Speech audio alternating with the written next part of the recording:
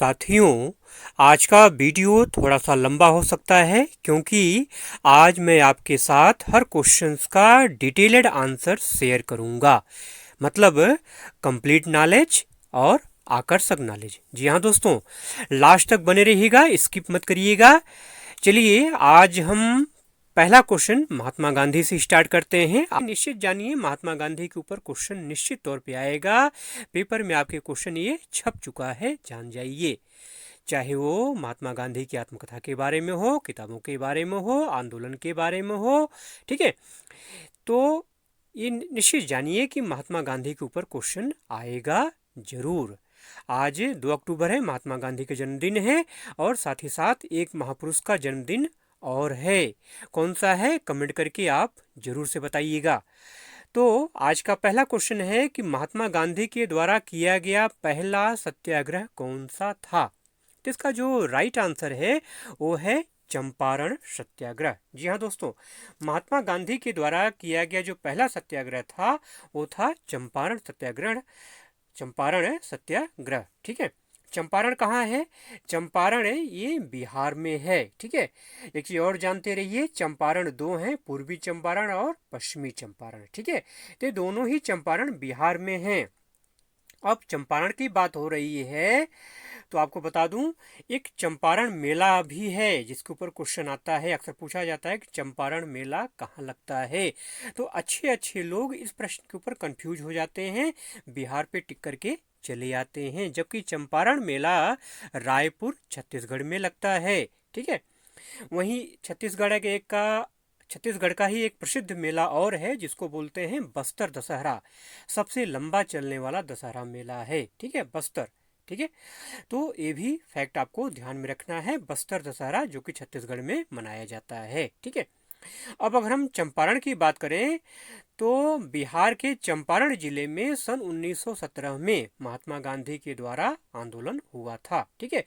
वहाँ पे जो नील किसान थे, नील की खेती करने वाले किसान जो थे, खेती करने वाले किसान क्या थे, उनके साथ जबरदस्ती उनसे नील की खेती करवाई जाती थी। तो उन्होंने महात्मा गांधी से हेल्प मांगी, मदद मांगी, ठीक है, कि आप हमारा इससे पीछा छुड़वाइए, ठीक है। तो महात्मा गांधी ने सबसे पहले 1917 में बिहार के चंपारण जिले में ही सत्याग्रह किया था, ठीक है। चलिए अगले प्रश्न पे चलते हैं, क्वेश्चन नंबर 2। अगला क्वेश्चन आपका ये करंट अफेयर से संबंधित क्वेश्चन है। केंद्रीय मंत्री अनुराग ठाकुर ने किस महिला कलाकार को दादा साहब फाल्के अवार्ड देने का ऐलान सितंबर 2023 में किया? ये रिसेंटली करंट अफेयर है, हो सकता है कितना रिसेंट ना आए, हो भी सकता है, आ भी सकता है, ठीक है, क्योंकि एग्जाम में अभी टाइम है। वैसे आप 2022 पे ज़्यादा फोकस करिएगा, ठीक है। तो इसका जो राइट आंसर है वो है option number A, Waheeda Rehman. जी हाँ दोस्तों, इस बार का जो दादा साहब फाल्के अवार्ड है वो वहीदा रहमान को दिया गया है, प्रदान किया गया है, ठीक है। अब हम जरा थोड़ा सा दादा साहब फाल्के अवार्ड के बारे में बात कर लें जो है। तो दादा साहब फाल्के अवार्ड के 54 साल के इतिहास में ये अवार्ड अब तक सिर्फ 7 महिलाओं को ही दिया गया है, ठीक है। देखिए, पहला जो दादा साहब फाल्के अवार्ड दिया गया था 1969 में, वो देविका रानी को दिया गया था, ठीक है। इसके बाद ये सुलोचना, मतलब रूबी मेयर्स बोलते हैं, उनको दिया गया था। फिर कानन देवी को, उसके बाद दुर्गा खोटे, उसके बाद लता मंगेशकर और उसके बाद आशा भोसले को ये प्रदान किया गया। वहीं 2020 की अगर बात करें, 2020 में अभिनेत्री आशा पारेख को दादा साहब फाल्के अवार्ड सम्मानित किया गया था, ठीक है। तो ये सारे फैक्ट जो बता रहा हूँ, थोड़ा सा डिटेल में मैं चाह रहा हूँ, डिटेल बता रहा हूँ, तो ये आपको ध्यान में रखना है, बहुत काम आपके आएंगे। क्वेश्चन नंबर 3 की अगर बात करें तो भारत के किस राज्य में स्थानांतरित खेती को बरिंगा के नाम से जाना जाता है? BRINGA, बरिंगा के नाम से जाना जाता है, ठीक है। देखिए, स्लेश एंड बर्न खेती या स्थानांतरित खेती के ऊपर क्वेश्चन निश्चित तौर पे आएगा, ठीक है। तो इसका जो राइट आंसर है वो है ऑप्शन नंबर ए, उड़ीसा, ठीक है। ये तो हो गई। आइए थोड़ा सा आपको डिटेल में बता देते हैं कि कहाँ पर क्या किस नाम से स्थानांतरित खेती को जाना जाता है? तो मैंने आपको पहले बता दिया कि स्थानांतरित कृषि या स्लेश एंड बर्न कृषि को झूम कृषि के नाम से भी जाना जाता है। ठीक है, अब अलग अलग जगहों पर इसको किस नाम से जानते हैं, आइए उसको हम जान लेते हैं। पहले हम विदेश में चलते हैं। जैसे अगर वियतनाम की बात करें तो वियतनाम की थोरे के नाम से जानते हैं। मेडागास्कर में ताबी के नाम से जाना जाता है। कांगो में, ठीक है, मतलब कांगो मतलब जैर नदी घाटी, वहाँ मसूले के नाम से जानते हैं। भूमध्य रेखीय अफ्रीकी देश है, वहाँ फंग के नाम से जानते हैं। आपका जो पश्चिमी अफ्रीका है वहाँ लोगन के नाम से जानते हैं। मेक्सिको में कोमिल के नाम से जानते हैं। युगाटन और ग्वाटेमाला में मिल्पा के नाम से जाना जाता है। ग्वाडेलोप में एकालिन के नाम से जानते हैं। मेक्सिको और मध्य अमेरिका में मिल्पा के नाम से जाना जाता है। वेनेजुला में कोनको के नाम से जाना जाता है। ब्राज़ील में रोका कहते हैं। युगांडा, जाम्बिया और जिम्बाब्वे में चेतेमिनी कहते हैं। फिलीपींस में कैगिन कहा जाता है। म्यांमार में तोंगे बोलते हैं। श्रीलंका में चेना कहा जाता है। देखिए श्रीलंका में चेना ये पूछा गया है, ठीक है। जावा और इंडोनेशिया में लदांग कहा जाता है। थाईलैंड में तमराई कहा जाता है। जावा और इंडोनेशिया में हुमा भी कहा जाता है। फैक्ट आपको ध्यान में रखना है। आइए अब भारत की बात करें तो उत्तर पूर्वी भारत में स्लेश एंड बर्न खेती को झूम के नाम से जानते हैं, ठीक है। वहीं अगर हम मध्य प्रदेश की मतलब बुंदेलखंड क्षेत्र की अगर बात करें तो वहाँ पे बेवर और दहियार के नाम से जाना जाता है। बस्तर जिला जो मध्य प्रदेश का है वहाँ दीपा के नाम से इसको जानते हैं। दक्षिणी राज्य में इसको जरा और एरका के नाम से जानते हैं, ठीक है। दक्षिणी पूर्वी राजस्थान में बत्रा के नाम से जाना जाता है। आंध्र प्रदेश में पोडू के नाम से जानते हैं। केरल के पश्चिमी घाट के जो पहाड़ी क्षेत्र हैं वहाँ कुमारी के नाम से जाना जाता है। और उड़ीसा में कमन, विंगा या धाबी के नाम से जाना जाता है। अभी विंगा ऊपर क्वेश्चन मैंने पूछा ही था कि विंगा कहाँ का स्लेश एंड बर्न खेती है, तो उड़ीसा का है। मैंने आंसर बताया आपको। तो कमन, विंगा और धाबी ये तीन नाम हैं जो उड़ीसा में जाने जाते हैं, ठीक है। तो ये कंप्लीट जानकारी मैंने आपको स्लेश एंड बर्न के बारे में मतलब स्थानांतरित कृषि के बारे में, झूम कृषि के बारे में कंप्लीट नॉलेज मैंने आपको दे दिया। इससे बाहर समझ लीजिए कोई क्वेश्चन नहीं आने वाला है, ठीक है। आइए क्वेश्चन नंबर 4 देखते हैं। निम्नलिखित में से कौन सा राज्य का एक नीति निर्देशक सिद्धांत नहीं है? इस टाइप से क्वेश्चन निश्चित तौर पे बनेंगे, ठीक है। तो देखिए जो ऑप्शन नंबर आपका ए है, भारत के किसी भी हिस्से में निवास, ठीक है, ये नीति निर्देशक मतलब डीपीएसपी में नहीं आता है, ठीक है। भारत के किसी भी हिस्से में निवास करना जो है ये अनुच्छेद में आएगा, ठीक है। संविधान से संबंधित चीज है, ये आपका डीपीएसपी में नहीं आता है, ठीक है। आइए थोड़ा सा डिटेल में बात कर लेते हैं। देखिए संविधान का जो अनुच्छेद 36 से 51 है ये आपका डीपीएसपी मतलब राज्य के नीति निर्देशक सिद्धांत से संबंधित है, ठीक है। अनुच्छेद 50 कार्यपालिका से न्यायपालिका के पृथक्करण को निर्धारित करता है। और जो स्मारकों का संरक्षण का संबंध है अनुच्छेद 49 से है। और समान नागरिक संहिता का संबंध अनुच्छेद 44 से है, ठीक है। तो अभी ऊपर आया था 3 ऑप्शन थे वहां पर, ठीक है, कि कार्यपालिका से न्यायपालिका का पृथक्करण ये क्या है, ये भी आपका डीपीएसपी है। किस अनुच्छेद संबंधित है? 50 से संबंधित है।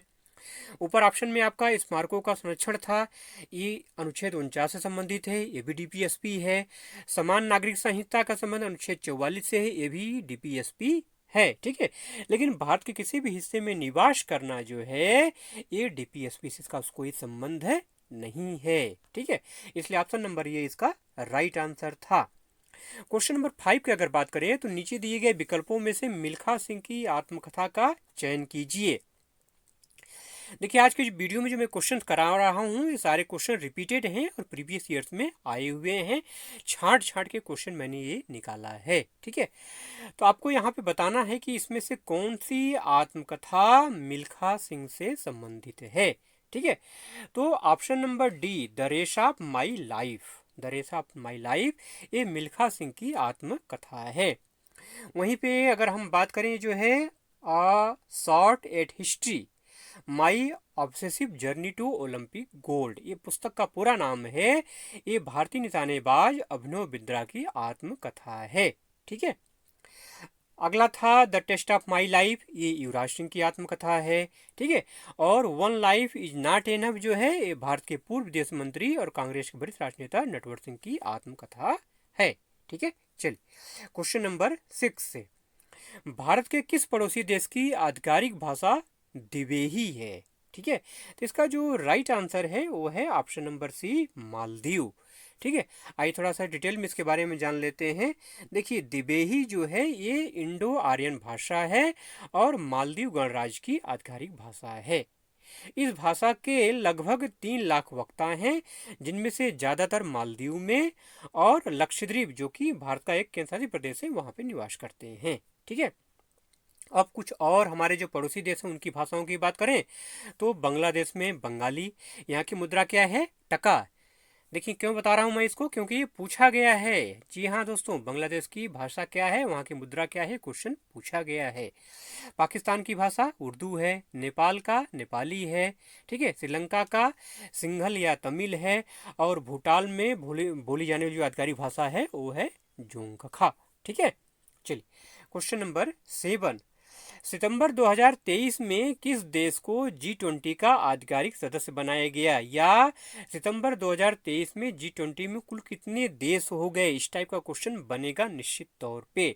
ठीक है। तो इसका जो ऑप्शन नंबर ए है अफ्रीका, मतलब अफ्रीकन यूनियन, अफ्रीकन यूनियन को G20 का आधिकारिक सदस्य बनाया गया है। इस तरह से अब G20 में अब G20 नहीं रह जाएगा, ये G21 हो जाएगा। जी हाँ दोस्तों, अफ्रीकन यूनियन में टोटल 55 देश हैं। वहीं अगर अफ्रीकन यूनियन के अध्यक्ष की बात करें तो कोमोरियन राष्ट्रपति अजाली असोमानी, ध्यान रखिएगा, अजाली असोमानी कोमोरियन के राष्ट्रपति हैं जो है ये अफ्रीकन यूनियन के वर्तमान अध्यक्ष हैं। ठीक है। और इसमें कितने हैं G20 में टोटल जो है 19 संप्रभु राज्य हैं, अफ्रीकी संघ हैं और यूरोपीय संघ। ठीक है। तो पहले केवल 19 संप्रभु राज्य थे और यूरोपीय संघ था। अफ्रीकी संघ मिल जाने के बाद ही टोटल कितने हो गए? 21 हो गए। G20 का कार्य क्या है? ये विश्व अर्थव्यवस्था से संबंधित जो मुद्दे हैं उनको उठाता है, अंतर्राष्ट्रीय वित्तीय स्थैर्य जो है उसके ऊपर मामला उठाता है, जलवायु परिवर्तन से संबंधित मामले को उठाता है। इसके अलावा स्वास्थ्य है, कृषि है, ऊर्जा है, पर्यावरण है, भ्रष्टाचार के विरोध है, संसाधनीय विकास है। इन सब जो मुद्दे हैं इन मुद्दों के ऊपर G20 कार्य करता है। ठीक है। चलिए अगला क्वेश्चन है कि निम्नलिखित में से क्या एक गुणसूत्र से संबंधित विकार है? ठीक है। तो गुणसूत्र से संबंधित जो विकार है वो है ऑप्शन नंबर डी, डाउन संलक्षण। ऑप्शन नंबर डी, डाउन संलक्षण। डाउन संलक्षण जो है ये गुणसूत्र से संबंधित एक विकार है। ठीक है। वहीं अगर हम बात करें एनीमिया की जो है तो अनीमिया जो है शरीर में लाल रक्त कोशिकाओं की कमी या खराब लाल रक्त कोशिकाओं के कारण होता है। इसके कारण शरीर के अंगों में ऑक्सीजन का पहुंचना कम हो जाता है। ठीक है। अगला जो था हीमोफीलिया था। हीमोफीलिया क्या है? एक आनुवंशिक बीमारी है, इसमें खून का थक्का बनना बंद हो जाता है। अगला ऑप्शन था सिस्टिक फाइब्रोसिस, ये भी एक आनुवंशिक बीमारी है और बलगम, पसीना और पाचक रस पैदा करने वाली जो कोशिकाएं हैं वो इसको प्रभावित करता है। ठीक है। आइए क्वेश्चन नंबर 9, उज्जैन डैश नदी के पूर्व की ओर मालवा के पठार पर स्थित है। ठीक है। बड़ा सिंपल क्वेश्चन है लेकिन थोड़ा सा कंफ्यूज कर देता है, इसकी भाषा कंफ्यूज करती है। देखिए मैं इसको कंप्लीट कर देता हूँ। उज्जैन शिप्रा नदी के पूर्व की ओर मालवा के पठार पर स्थित है। सिंपल सा क्वेश्चन है कि उज्जैन किस नदी के किनारे स्थित है। हाँ, लेकिन घुमा दिया थोड़ा सा, कंफ्यूज हो जाते हैं लोग। तो उज्जैन जो है शिप्रा नदी के पूर्व की ओर मालवा के पठार पर स्थित है। कहने का मतलब ये उज्जैन शिप्रा नदी के किनारे स्थित है। दोस्तों अगर इस वीडियो का आपको पीडीएफ चाहिए तो पीडीएफ का लिंक मैं डिस्क्रिप्शन में दे दूंगा। ठीक है। जाकर टेलीग्राम पे ज्वाइन हो जाइएगा, लेकिन इस वीडियो का पीडीएफ आपको व्हाट्सएप पे ही मिलेगा। आपको व्हाट्सएप पे जाके पहले मैसेज करना होगा, ज्वाइन होना होगा, तभी ये वीडियो का पीडीएफ आपको अवेलेबल हो पाएगा। ठीक है। लेकिन आप टेलीग्राम पर जरूर ज्वाइन हो जाइएगा। ठीक है। अभी आपका एग्जाम जब स्टार्ट होगा दिल्ली पुलिस का, तो उसमें जब एनालिसिस करवाऊंगा मैं जो है, तो वो सारे वीडियो आपको फ्री ऑफ कॉस्ट जो है उस पर मिलेंगे। ठीक है, अगर आपका रिक्वेस्ट ज़्यादा आएगा तो मैं ये वीडियो, ये PDF जो है टेलीग्राम पर भी दे दूंगा। ठीक है, घबराइए नहीं, बस आप मन लगा के तैयारी करिए। ठीक है, चलिए अगली नदी की अगर बात करें जो है इंद्रावती की, तो इंद्रावती जो नदी है ये उड़ीसा, इसका उद्गम स्थल उड़ीसा से निकलती है। ठीक है, और स्वर्णरेखा की अगर बात करें तो झारखंड से निकलती है, और तीस्ता नदी जो है ये सिक्किम से निकलती है। स्वर्णरेखा नदी के बारे में थोड़ा सा आप जान लीजिए जो है। ठीक है, स्वर्णरेखा नदी, इसका नाम स्वर्णरेखा क्यों है? देखिए, स्वर्णरेखा जो नदी है ये झारखंड से निकलती है, और इस नदी के बालू में सोना पाया जाता है। जी हाँ दोस्तों, जहाँ से इसका उद्गम हो रहा है उस उद्गम स्थल में जो बालू है, उस बालू में क्या होता है? सोने के कण पाए जाते हैं। ठीक है, तो ये चीज़ें भी ध्यान रखिएगा। आइए अगला प्रश्न देखते हैं। अगला प्रश्न है कि मांडवी सागर तट डैश में स्थित है। ठीक है, तो मांडवी जो सागर तट है एक गुजरात तट पर स्थित है। ठीक है, मांडवी सागर तट है गुजरात में स्थित है। कहाँ स्थित है?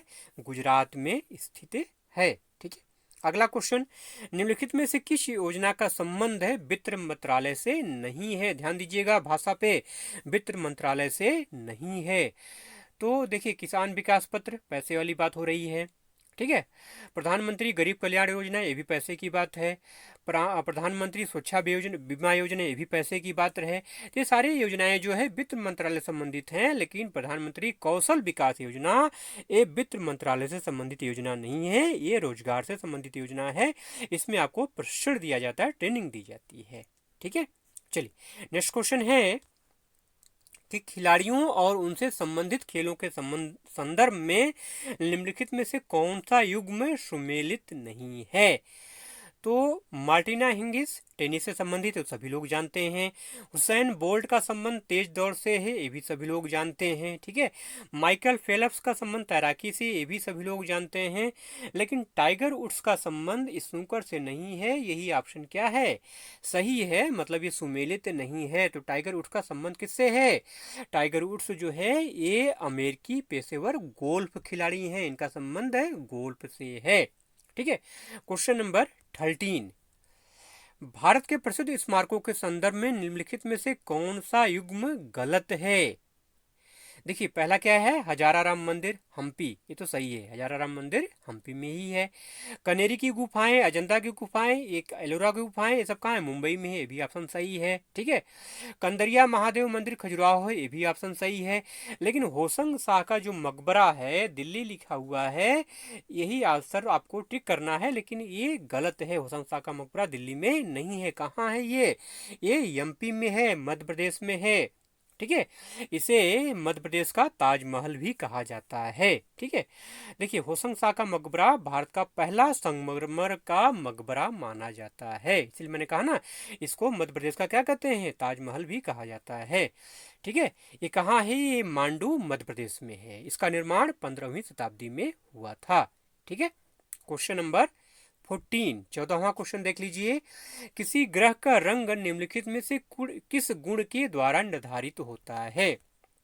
तो देखिए, किसी भी ग्रह का जो रंग होता है ना, वो रंग तापमान से निर्धारित होता है। सिंपल सी बात ऐसे आप समझिए जो है, जैसे कि लोहे को अगर आप जलाइए, लोहे को अगर गर्म करिए, तो लोहा शुरू में क्या होगा? जो है लाल होगा। ठीक है, शुरू में क्या होगा?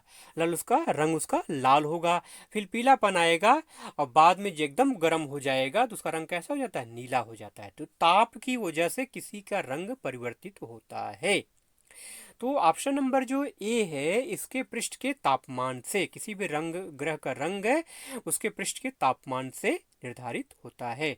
द्रव्यमान से ताप का कोई संबंध नहीं है, घनत्व का भी ताप से कोई, घनत्व का भी रंग से कोई संबंध नहीं है, और सूर्य से औसत दूरी का भी रंग का कोई संबंध नहीं है। पृष्ठ के तापमान से ही रंग निर्धारित होता है। ठीक है, क्वेश्चन नंबर 15, बढ़िया क्वेश्चन है, ये क्वेश्चन रिपीट हो सकता है। ठीक है, डैश में विमुद्रीकरण भारत सरकार द्वारा की गई एक नई पहल थी। नई पहल तो नहीं कह सकते हैं, क्योंकि इसके पहले विमुद्रीकरण हुआ था। विमुद्रीकरण समझ रहे हैं ना भैया? नोटबंदी याद आया कुछ आपको? हाँ, लंबी लंबी लाइनें, कतारें, हाँ, कितना हो हल्ला हुआ। ठीक है, आज भी हो हल्ला हो रहा है। विमुद्रीकरण, तो विमुद्रीकरण कब हुआ है? मोदी सरकार के दौरान, नवंबर 2016, नवंबर 2016 आपको टिक करना है। आई नोटबंदी के बारे में आपको थोड़ा डिटेल में बता देते हैं। 2016 में ही नोटबंदी केवल नहीं हुई है, नोटबंदी आपका ब्रिटिश शासन काल में भी हुआ था। 12 जनवरी 1946 में जब भारत में ब्रिटिश शासन था, ठीक है, तब 10,000 के नोट बंद किए गए थे। ठीक है, दूसरा हुआ है 16 जनवरी 1978 में। ठीक है, मतलब देश जब आज़ाद हुआ है तो ये विमुद्रीकरण वापस ले लिया गया था, जो नोटें बंद की गई थी उनको दोबारा चलाया गया था, लेकिन बाद में इनको फिर से बंद कर दिया गया। तो दूसरा जो विमुद्रीकरण हुआ है वो 16 जनवरी 1978 में हुआ है। ठीक है, 8 नवंबर 2016 को जो नोटबंदी हुई है ये भारत की तीसरी नोटबंदी है। तो ये क्वेश्चन आपसे पूछा जा सकता है कि भारत में अब तक कितनी नोटबंदी हुई है? तो भारत में अब तक टोटल 3 नोटबंदी हुई है। इसमें वर्तमान में एक नोटबंदी चल रही है। 2000 का नोट 19 मई 2023 को बंद किया गया है। बंद नहीं कह सकते इसको, क्योंकि नोट लीगल टेंडर में बने रहेंगे और अभी ये प्रक्रिया में चल रहा है, इसलिए इसको बंद नहीं कहा जा सकता है। ठीक है, तो अगर पूछा जाए कि नोटबंदी अब तक कितनी बार हुई है, तो 3 बार आपको टिक करना है। नोटबंदी भारत में 3 बार हो चुकी है। ठीक है साथियों, आज की वीडियो में मैंने 15 क्वेश्चन कराए हैं, ज़्यादा क्वेश्चन नहीं कराए मैंने। ठीक है, अगर आपकी डिमांड होगी, आपके रिक्वेस्ट होंगे, आप कहेंगे तो क्वेश्चन में और शामिल करूंगा। अगर आपको अच्छा लग रहा हो वीडियो तो प्लीज़ इसको लाइक शेयर जरूर करिएगा, और पीडीएफ के लिए टेलीग्राम और व्हाट्सएप पे ज्वाइन जरूर हो जाइएगा। पूरा वीडियो आपने देखा, इसके लिए आपका बहुत बहुत धन्यवाद।